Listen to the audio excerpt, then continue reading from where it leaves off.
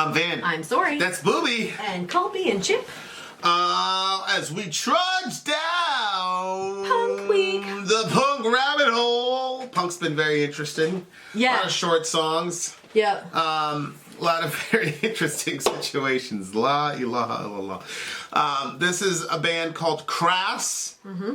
The name of the song is Punk is Dead. And if you want to check out timely, topical, political commentary, you can check us out at Middle America with Vin and Sori. Don't forget to check out behind the scenes on my channel, My Sori Life. Yeah, by this time, you should already have a picture of Ryan. Little Ryan. Maybe a little video of him. Little wipeout. Yeah, right. We'll probably do a little welcome to the world. Yeah. All right. Crass, Punk is Dead. Let's go.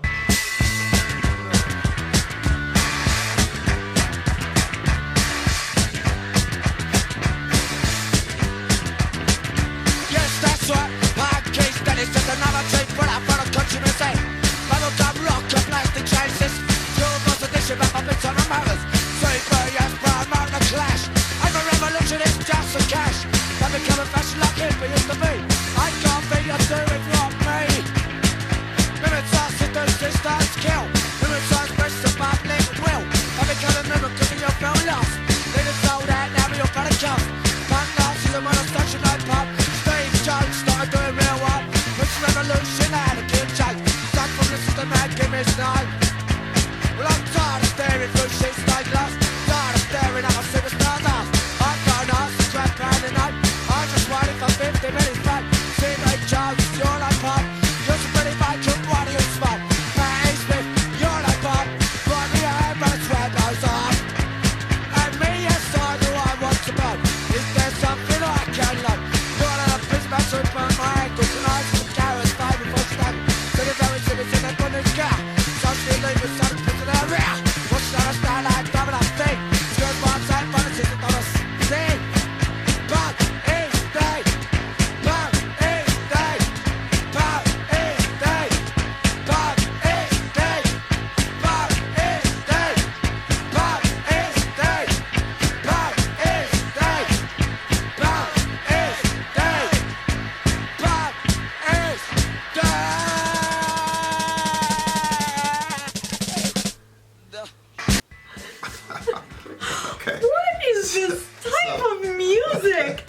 Okay. Punk is Dead.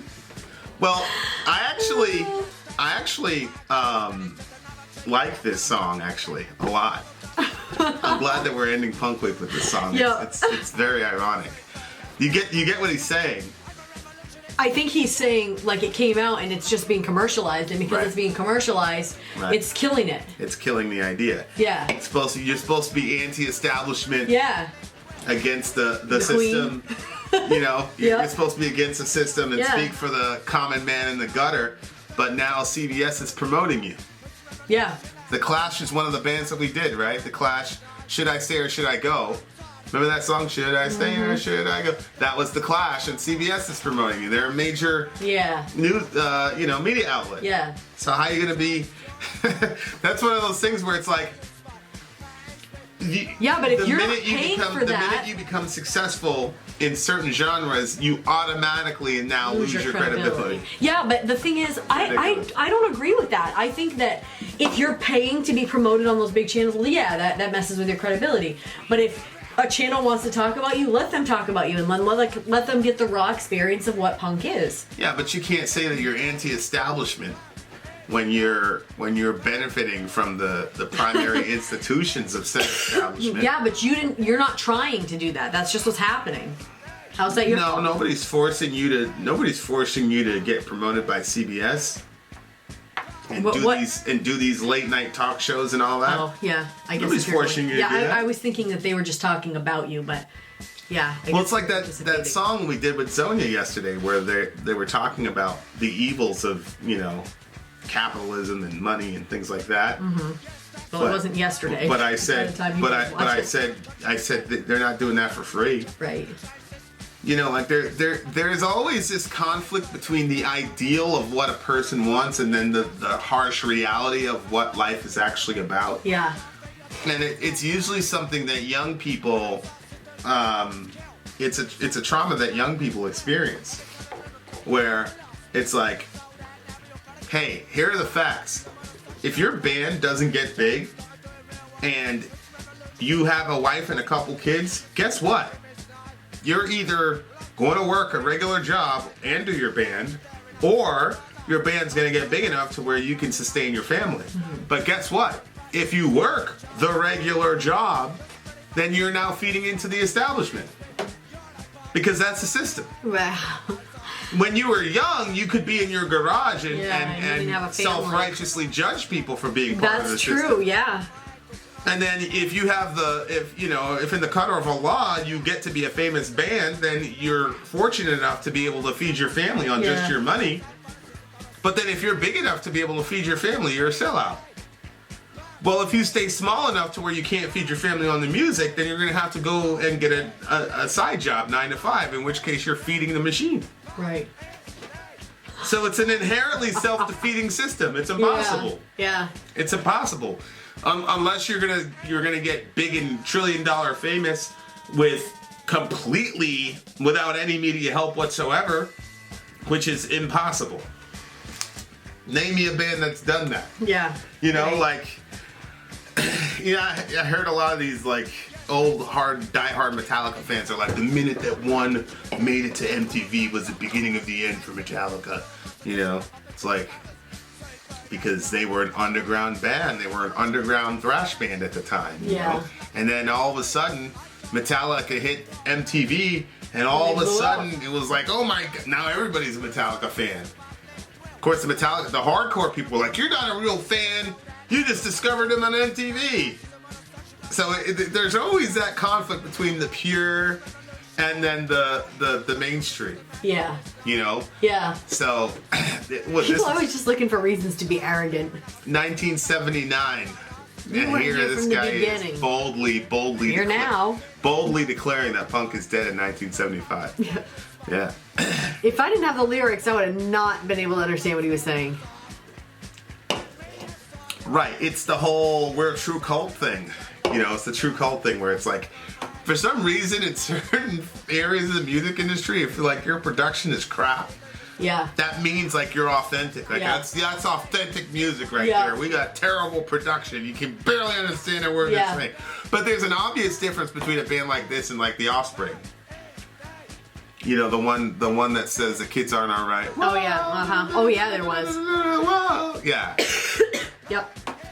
Movements are systems, and systems kill. Movements are expressions of the public will. Punk became a movement because we all felt lost. Leaders sold out, and now we all pay the cost. So the leaders of the punk industry, or of punk music, or the punk community, were speaking for these lost, disenfranchised people.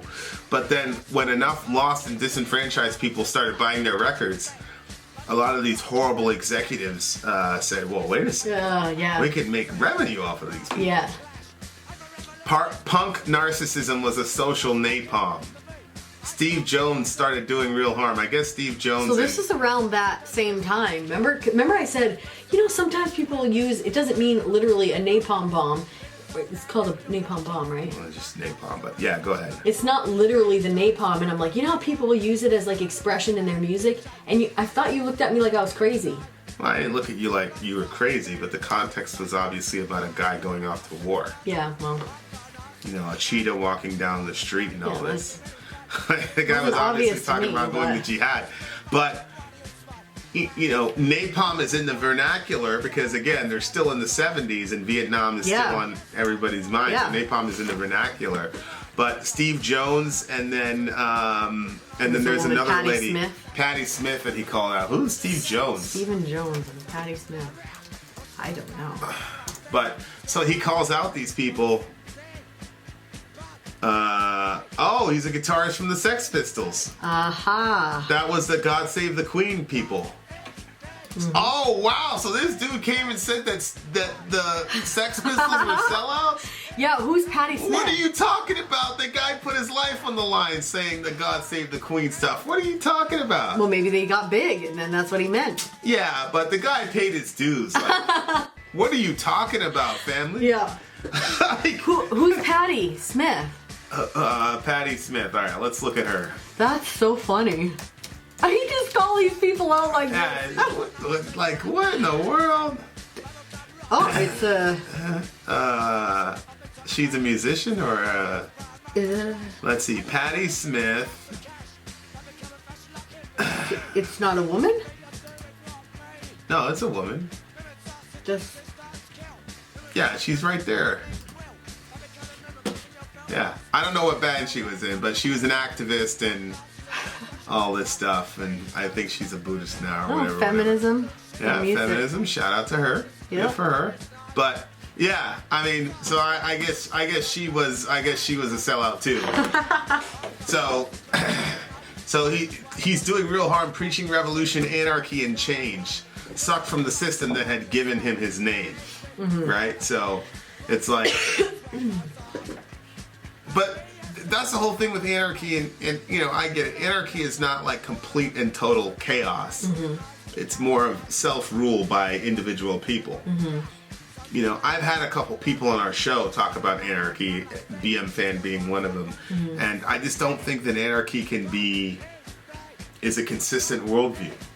I don't think it's consistent and can be applied because I think it's completely against human nature. Yeah, I would agree. Or nature in general, forget human nature, just nature in general. You never have a group of sentient beings where one of them doesn't emerge as a leader or a body of them doesn't emerge as a leader.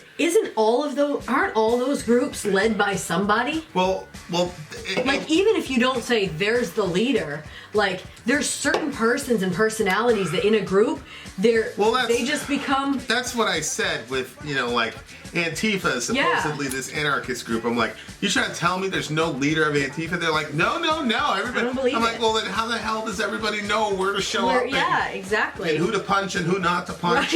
Right. You know, like. Who do you go to when something goes wrong? Or who settles disputes? Like, I don't think anarchy is a sustainable social construct because we don't even see this in nature. No, I totally agree. You get a bunch of lions together and they're like, oh, chill. No, like everybody here is an equal lion. Yeah. Like, okay. Your dog meets up with other people's dogs. There's always a little fight till they establish who's. I love, you know, BM Fan's one of them. I had two, you know, anarchistic thinking people on the show, and I said, what about kids? We let kids, should there be anarchy in a household? Oh my gosh. And the guy goes, he was trying to tell me, he's like, it wasn't BM Fan, it was another guy, where he was saying there's a dispute process with his kids for punishments, right? And so he was saying that he runs his house like as you know, with an anarchist principle. I said, so your kid gets to dispute whether or not she gets grounded. He was like, yup, and he was really confident about it. I said, well, who determines whether or not she has a valid argument? And he goes, well, we do. Well, I said, well, that's not anarchy. Right. Yeah. he goes, well, yeah, no. I said, okay, so when you are the leader and the you're at the top of the hierarchy, you don't want anarchy. But when you go outside of your house and somebody else is on top of the hierarchy above you, now you want anarchy. Things are becoming I just don't think it's sustainable. I don't think that because my criticism of anarchy is not that everything will delve into chaos. My criticism of anarchy is it doesn't matter what you title the person or don't title the person. There's gonna emerge a leader. Yeah. You're gonna be in a group and you're gonna see some lady that everybody calls a shot, that everybody like funnels all their ideas to. That person's a leader. You know, I told the story a bunch of times about POWs in Japan and how, you know, you'd have one, you know, Japanese officer for every, you know, 60 POWs, and people were like, how did you do that? And they're like, well, we just killed the leader. And they're like, oh, you killed the general or the lieutenant? And they're like, no. Because first of all, you know, there's if you're in a situation where you could be taken prisoner of war, there's drills and things that you go by or whatever, and it, you would never call yourself that when you're in that situation. The guy was like, no, we would just stand there and watch who everybody went to for encouragement. Obvious. Yeah, and we killed that guy in front of everybody. Well, so and he goes, most of the time it wasn't the ranking person. Yeah. So it's like, I just don't. But I think this song is actually one of the reasons I think that anarchy is impossible. Because these guys were all about anarchy and against the establishment until they got rich and famous. Yep. Then all of a sudden they're like, well, wait a second. Yeah. Some of these these social institutions and systems might be very helpful. Yeah. Yeah. And you become like AOC. Cortez, whatever her name is, like she's getting, by the time this video is released, a whole bunch of shit could come out, so who knows. But as far as we know right now, she is about to get extremely rich because there's going to be a book deal about her. There's a and at the time she got a ton of street cred because she couldn't afford an apartment in Washington D.C. Oh wow. So that gave her a ton of street cred. Of course, Republicans, completely not knowing how to read a room, were like, "Oh my God, she can't even afford an apartment. She can't," because the Republicans were looking at it like, "This woman can't budget her money." Yeah, yeah. Of course, all her people were like, "She's one of us." Yeah. Here she is in this big whatever and big government role and all this, and she can't even afford an apartment. Oh man, that was the pinnacle of her street cred. Of course, now she's going to be she's probably a multi-millionaire now as we speak, and so all that street cred is gone now. Because she's no longer a part of it. So the minute you become, of course, what you're supposed to do is say, "Hey." Sorry, I dumped my drink over on the floor. I was like, no. What you're supposed to do if AOC gets rich is say, "Oh shoot, she did it, and she was struggling, so can I." Yeah. That's what you're supposed to say, but that's not what people are going to do. They're going to go, "Oh, she's a sellout. She got rich, blah blah blah." And the Republicans, if they're smart, they're gonna use that. They're gonna be like, she's part of the, she's richer than she's part of the 1% now. Yep. So. It's one of those things where it's literally impossible. I see the velvet zippies in their bondage gear, the social elite with safety pins in their ear, right? Like those are all punk insignia. But then, you're part of the social elite. How can you call yourself a punk anymore? Right. And so then punk is dead. So it's inherently a self-defeating system. So it's very fitting that we ended the. Punk Week with this song. I always feel entertained by them. What, punk? Yeah. Like the minute it starts out and the sounds and everything, like, I don't know why, it just entertains me. The Scorpions might attack, but the Plus I think it's funny how they say things, like, kind of like, you're like, I can't believe you just said that. Yeah. They're always pushing the line on. Well, that's the whole point, right? The Scorpions might attack, but the system stole the sting. That's a good line. Like, who would be the Scorpions? The Scorpions would be the punks. Like, hey, but it doesn't carry any sting anymore because the figureheads of the movement have now joined the system. So how can you be against the system now? There's no more sting left. There's no more power to it. Yep. Yikes. That's smart. I get it. I have a lot of sympathy for this guy. Did you see what he said, though? Scroll down. He said, I just want my 15 minutes. Can I resist the carrots that fame and fortune dangle? Where did he say that? Right here. So do I need a businessman to promote my angle? Can I resist the carrots that fame and fortune dangle? So even he himself is saying, is that what he's saying? It seems like that's what he's saying. Like, I hope I can avoid putting myself in that situation. Well, he's saying, do I want a bird? Is there something I can learn? Do I need a businessman to promote my angle? Can I resist? Yeah. Yeah, and I don't think he can. I don't think any of us can. Who would do that? Well. No, I'd rather work 2 jobs, to support my family, rather than going full-time in this band I always dreamed about. Right.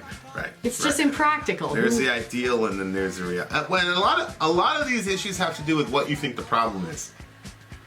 If you think the systems are the problem, if you think capitalism is the problem, then whatever. I don't think any of those things are the problem. It's human nature. It's not the system. It's human nature. It's the whole nature nurture thing. I think there's something naturally wrong with us from the beginning. So it doesn't matter what iteration of an institution you're going to create. There's going to be the exact same problems because you're dealing with human nature, which is inherently sinful and selfish. So it doesn't matter. So. But if you really believe that people are good, it's just somehow good people create bad systems. Imagine that.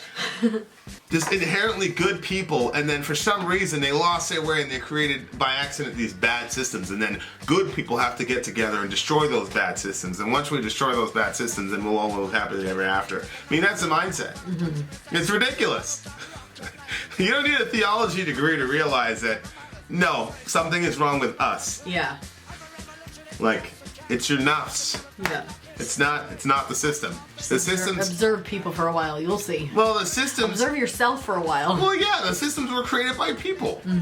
So if we're inherently good, we'd have a bunch of inherently good systems. Name one system that's inherently good. The education system, the media, healthcare. None of those are inherently good. It doesn't matter what side of the aisle you're on. Anyway, what do you give the song? This 1 minute and 48 second song. It was the right length, though. I don't think that they needed to drag it out anymore Punk? or whatever. Yeah.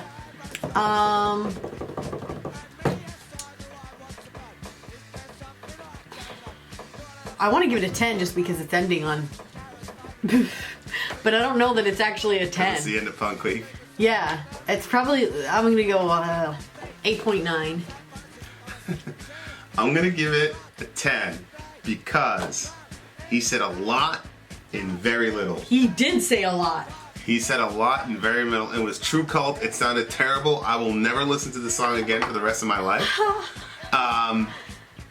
But he said a lot in a very little, and he had the cojones to call out these people by name. I think he was, I know, yeah. I think he was wrong, but only in rap do you see that where people get called out specifically by name, in a battle. But the thing is, look at that Queen song. He called out. Right. It wasn't Queen. God Save the Queen. I said the Queen song. Yeah, God Save the Queen. He called her right out. Yeah. Like, maybe that's something part of their culture. That's punk, yeah. Yeah, that's part of their culture. We ain't worried about nothing. Nope. All right. So, thank you, Punk Week. Punk was very interesting. Yep. It's, lo-fi, kind of do-it-yourself. Yep. Don't really care about anybody. We're going to be offensive. We're going to call people out, and we're going to be socially conscious without being preachy. Yep.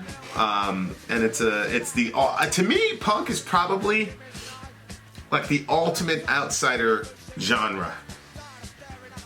Like metal is generally like, hey man, you're an outsider, I'm an outsider, blah, we found each other. But punk is like self-consciously, we are outsiders. So I think that's the biggest thing I learned from Punk Week is that it's an entire genre of music that's dedicated specifically to outsiders. Which then makes it, once it starts catching off, it's inherently self-destructive. Right. Right? Yes. Because if you're in a show with 10,000 people, you can't have 10,000 outsiders. Right. You're not an outsider anymore. You're not an outsider anymore. Sorry. But I could definitely see if you're around in the UK during like the beginning of the punk movement, that must have been a very romantic time. Oh, I bet. Can you imagine? Yeah. No. Yeah, that must have been a really like cool time. All right. Look at this. Steve Ignorant. The guy's name is Steve Ignorant. I love it. All right. Vin out. Sori out. Gone. Much love to all you punks.